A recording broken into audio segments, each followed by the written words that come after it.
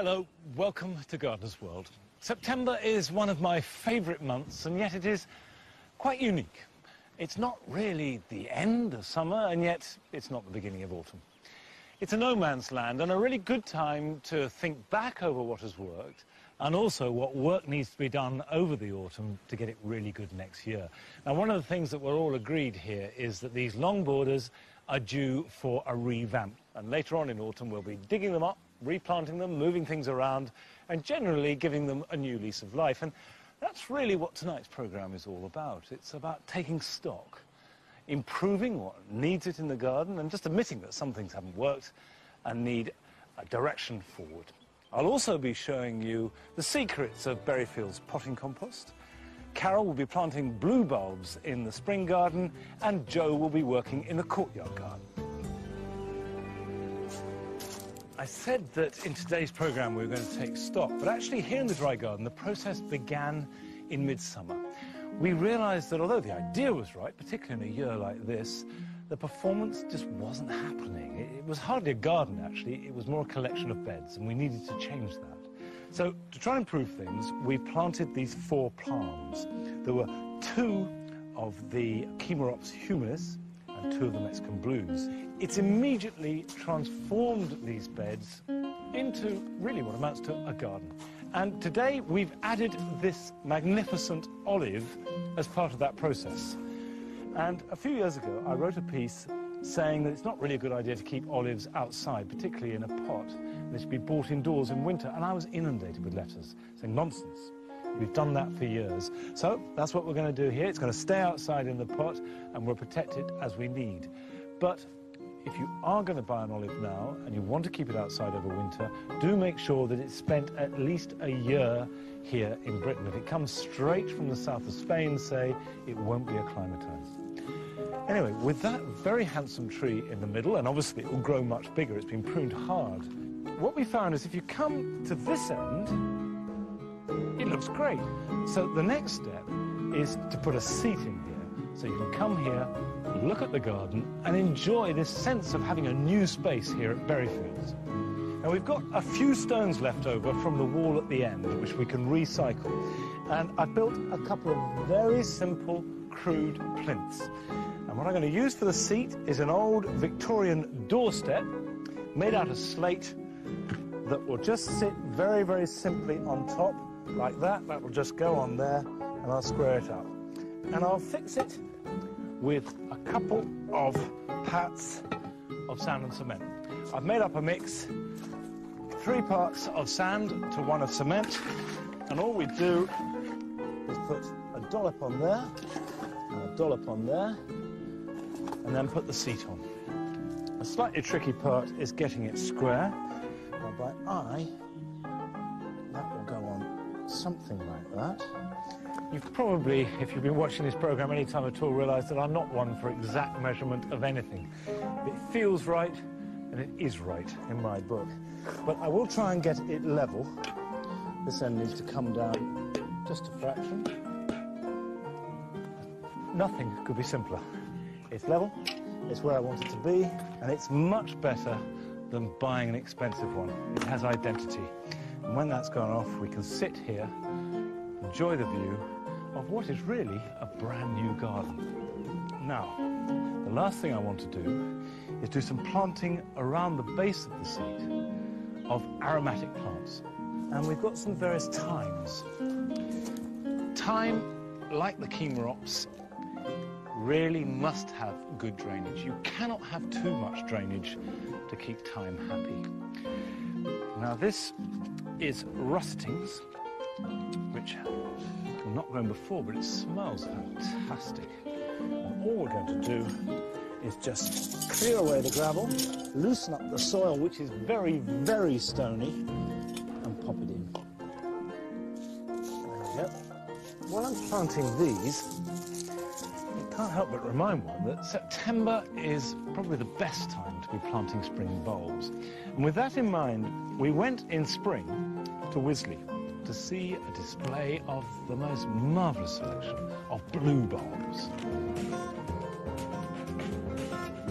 I think One of the reasons people do get excited about blue flowers is probably, it's something to do, I think, with reminding us of summer, really, even though they're spring flowering plants. It's a reminder of the blue skies to come and the fact that winter's finally over and we can look forward to some much better weather. Well, here at the Royal Horticultural Society's garden at Wisley, we do a variety of trials, and here in the rock department, we chose, starting in the year 2000, to do a trial of these small flowered blue bulbs. We were looking for what makes a really good garden plant. They need to be trouble-free, easy to grow, and will do well in a variety of situations. Several of these plants you see here were given awards of garden merit, which means that they will be really good garden plants for you in your garden. You can also plant them in containers. As you see here, we have them in small pots for display in our alpine house. But you can also put them in larger containers, perhaps out on your patio, or even if you've just got a window box. These plants will perform in those situations for you as well.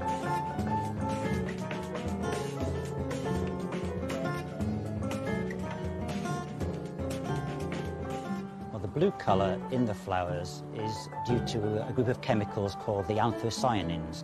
These are sometimes produced in response to environmental stress, such as cold conditions, many of which these flowers would experience up in the wild. These plants come from right across Europe, particularly around the Mediterranean, into Turkey and up into the Caucasus. And they often grow quite high up, 2,000, 3,000, 4,000 metres up the mountains, so they're used to good cold conditions.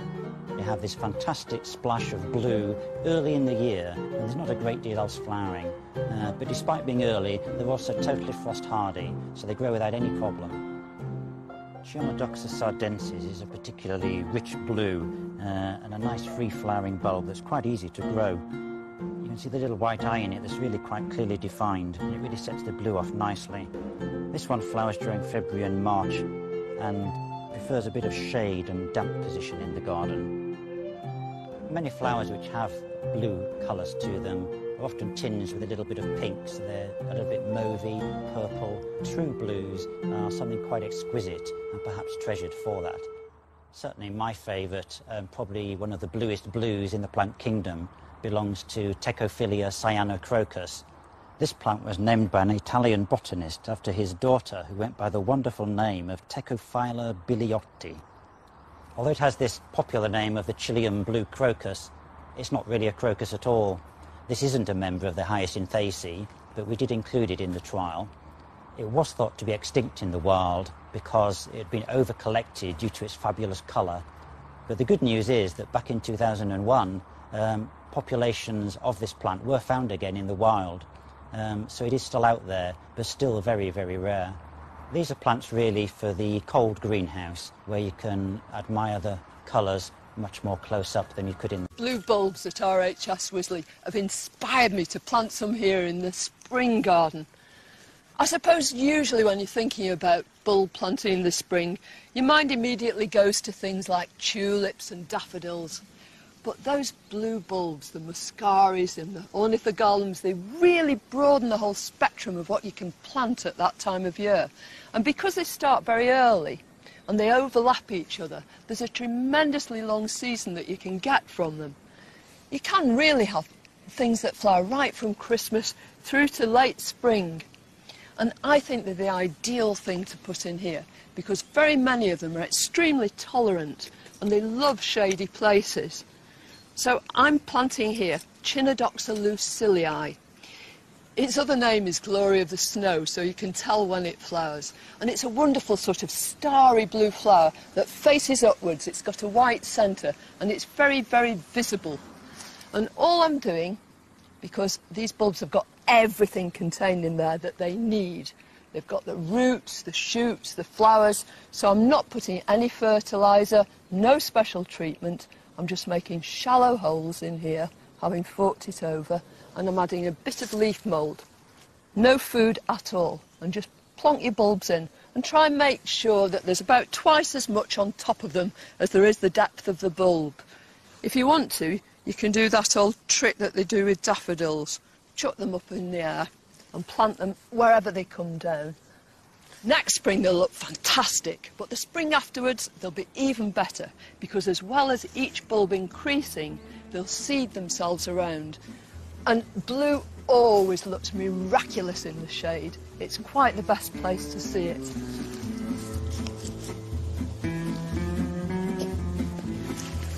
Just look at these cyclamen, aren't they a picture? They're so beautiful. You can have bulbs and tubers for every time of the year. You need never be without colour. But of course, by the spring, these will have fizzled away completely. So I'm going to put some of these muscari. It's one called Valerie Finis. It's pale blue and I think it's going to look wonderful. I'm going to have it right round the front of the currant and over to the viburnums. But first, I've got other plans for these.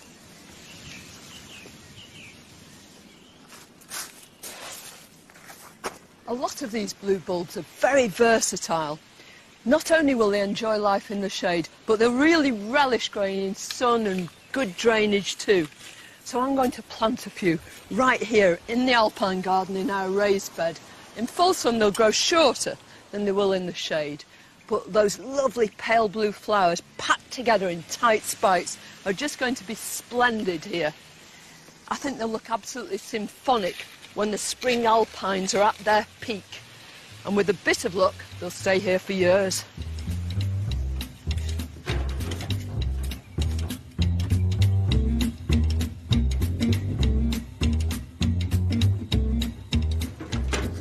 This is the perfect time of year to sort out your containers. Now, everything in the courtyard garden is grown in a container of one sort or another. We've got conventional pots, these zinc pots that are dotted around, and also the raised railway sleeper beds that I built. They are containers, they're full of soil and they're full of plants, but the plants have been in there a couple of years now, and so they need thinning out, they need a bit of a looking at, and also want to get a splash of colour in here to try and extend the season. It's a little bit green at the moment, could do with a shot of something or other. The first thing I'm going to do is dig out this whole bed here. I've got Astelias, hostas, some iris and tiarella in here, but it's become congested, it's all a little bit messy, and also the soil level's dropped. So, out. And then the first plant to go back in is this wonderful evergreen Astelia. Now, it's grown a lot, and I'm going to split it up. I'm just getting a serrated knife here. I'll probably end up with about a quarter of it. And what's nice about it is it's going to give me a nice evergreen coverage, so I'm going to put it in the back corner there. Right, now that half can go down to the nursery bed, and then I'm just going to split this other half. Really don't want too big a plant going in here. And there you go. Just pull off some of the older dead leaves. And that's going to just give me a bit of cover in that corner there. Now, for the rest of the planting, I'm going to use some lovely grasses. These are Deschampsia Tetragold. Wonderful seed heads on them. So I'm just going to dot them through. Really good, lovely colour too. And they're going to tie it into the rest of the planting in the garden. And then these wonderful Crocosmia Emily Mackenzie. Look at these. What a wonderful colour, brilliant colour. Lovely deep dark stems as well, and these orangey flowers. And brilliant foliage too, sword-like foliage. And they're perennial, so they'll come back every year. When they get a little bit congested, you do need to lift and divide them. I think 3 plants through there will be perfect. Now, with these iris, it's quite a big rhizome, and I'm just going to split them, just pull off an individual plant with my hand here. Just break them through there. Now, it's a really good time to just clean up all this foliage. It looks a bit drastic, but then the energy is going to go into producing a lovely flower for next year. I'm just going to place that in there and do the same again.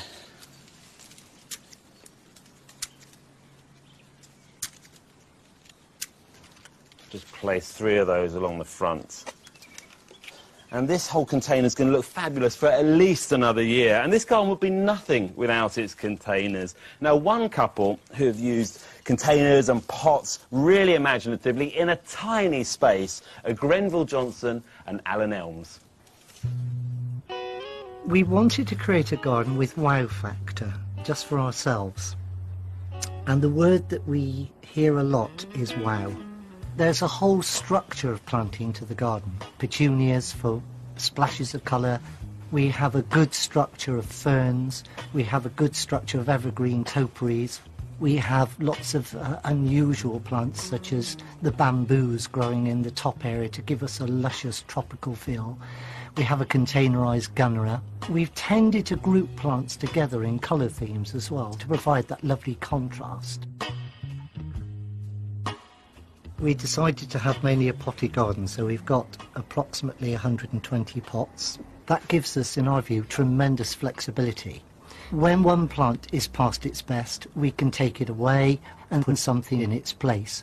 So we can rearrange the whole mood and setting of the garden by growing and containerising our garden.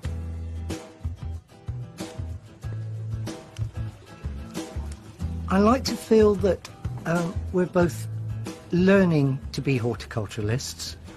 Certainly we love the styling and designing aspect of the garden. It's been a case of learning from friends and colleagues, picking up hints and tips, and basically we've had a go. We're not afraid to take risks. We're prepared to try new things in order to make the garden something special.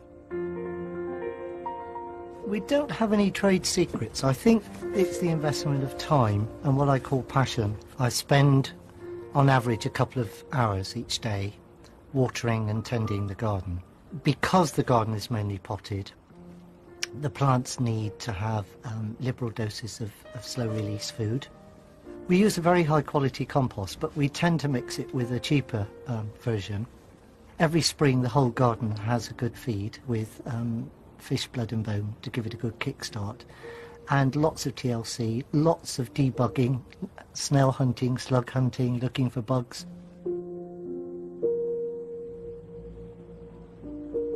We've been very privileged because in the last year we've been invited to join the National Garden Scheme. I think the next step will be to open it on the evenings, possibly in September, so that folks can come along and enjoy it along with us. In the evenings, in our view, the garden becomes a magical kingdom. It just gives a whole different atmosphere to the garden at night. It really does become a really special place. That does show that you can make a garden with real integrity and sense of place just by using pots. But of course, if you grow stuff in pots, it is going to need the best possible potting compost that you can provide. Now, here at Berryfields, we've been making our own potting compost for the last few years, and it works beautifully well. Anybody could do it, and it saves a lot of money, especially over the years. The first ingredient, and probably the most important, is compost. This is garden compost. This has been sieved, but you can see that it's pleasant to handle. My hands aren't too dirty as a result of touching it. It certainly doesn't smell of anything other than gently of a woodland floor, and that is the key to success. Then we have leaf mould. Now, this is last year's leaves. They've rotted down really well. You get the odd clump, that can be sieved. That's very important in a potting mix because it provides a very good growing medium. It's not very rich in nutrients, but it is essential and really good stuff, and you can get that from any leaves. Then we have loam. Now, they do say that a handful of loam has more life in it than all the rainforest on the planet. This is just teeming with hundreds of thousands of different bacteria, fungi and nematodes. It is the secret of life, and we know practically nothing about it. And I'm convinced that if you use loam from your garden in some form or other, and the plant grows in that, you get a much healthier plant, better able to adapt to your garden when it goes out. We've used that from a turf stack. You can use molehills, you can just dig up topsoil. Whatever you use, don't sterilise it, because that will kill all the good things as well as the bad. Finally, we have a drainage medium. In this case, it's sharp sand. You can use vermiculite, you can use perlite, but they have air miles attached to them, and sharp sand is by far and away the cheapest option.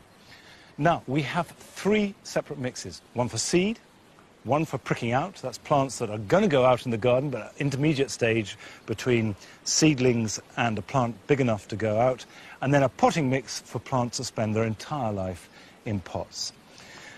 Now, it doesn't matter what you use to mix them up with, the units stay to the same proportions. Now, the seed mix doesn't have to have much nutrition, so the biggest proportion is leaf mould, and we use 2 units of that, and that's been sieved. And you can see once sieved, it really forms a really nice, light growing medium. We use 1 unit of sieved garden compost, and don't be obsessive about getting the units the same. If they're roughly the same, that's all that matters.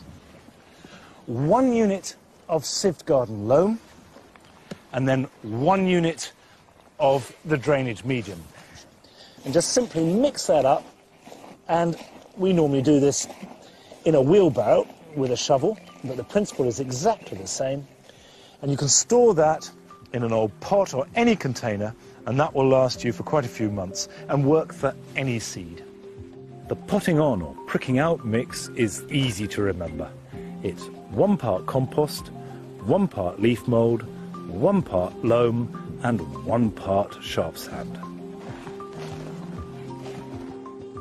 The Berryfields potting compost is made up of 2 parts sieve garden compost, 1 part sieve leaf mould, and 1 part sharp sand.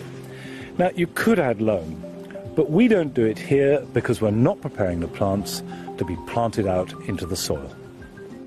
For us here at Berryfields, this potting compost works beautifully. We're recycling all our waste. We're working in tune with the balance of the garden, and above all, we're getting really healthy plants. But anybody can do it. It's easy. If you have a garden, you have all the materials to hand, you're saving money, you're recycling, and your garden will be the healthier for it.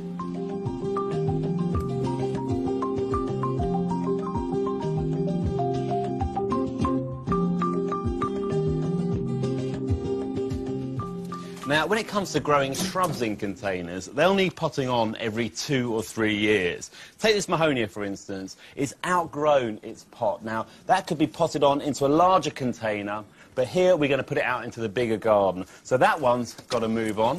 And also, this Nandina domestica will be perfect for my family garden. Now, I've got to see how... It's not too pot-bound. Oh, look at that. Look at the shape of that root ball. I have to dig a funny hole for that. So I'll take that over there later. But it's the pot that I need now. And one of these box plants that I took from the nursery bed. Now I'm going to pop this up. I'm going to put some crocks in on the bottom there. So this is just going to make sure that the container doesn't get waterlogged at all. There's plenty of depth in that container. Now I've got some of Monty's wonderful compost. I'm going to fill that up about 2/3. This is going to be perfect for the box because it doesn't like to dry out too much, so it's going to have the moisture-retentive qualities that we're looking for. But at the same time, the good drainage with that sand in it for the container. And then this box where you can see the root system, it's been grown in quite heavy clay. But I'm going to leave as much of that soil on there as possible. Just place it in, backfill it.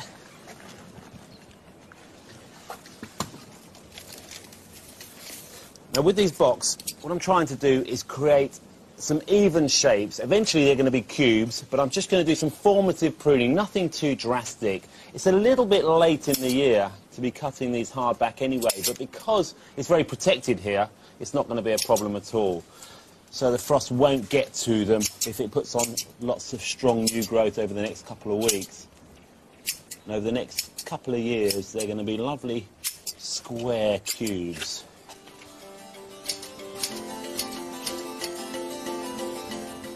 We hadn't seen the shrubbery since early summer, and I wanted to see how it had managed with months on very little water.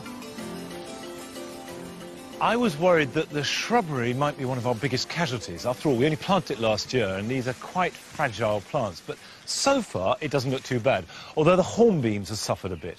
You've got smaller leaves there, and this one is looking really quite dodgy. And I do know from experience that hornbeams don't like drought when they're young.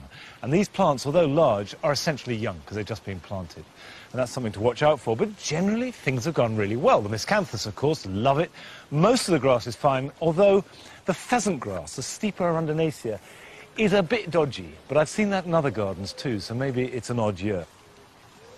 It's coped very well, it's thrived. We need to move some of the grasses around, and we can be completely satisfied. And I think most of the reason for that is because it had a really thick mulch in spring, and that's kept the moisture in. Now, here in the conifer garden, We've got some very obvious failures, but generally it feels vibrant. There is a real sense of life in here, rather too much actually. We need to thin and spread them out, which we always knew we'd have to do. But we do want to keep that sense of claustrophobia that we deliberately set out to try and achieve. And one final thing I want to show you is this group here. You can see you have what looks like random dieback. But what I think is happening is that plants are fighting for moisture and nutrients, and the strongest are surviving at the expense of the weakest. And that just happens in nature. You just have to accept that plants will die, and very often they're the ones that you value most and you love and you don't want it to happen. But at least you can always learn from failure. Now, of course, we all want success all the time. And here are some things you can do this weekend that will help towards that end. Earlier this year, I sowed some foxglove seed, and now they're ready for planting out. This one's Digitalis mertenensis, with textured leaves and squash flowers the colour of crushed strawberries. Unlike our native foxglove, which is biennial, it's a true perennial. Make sure that your water butts collect all available rainwater by clearing the fallen leaves out of the guttering. When I harvested the potatoes, I noticed that the soil structure in this bed was awful.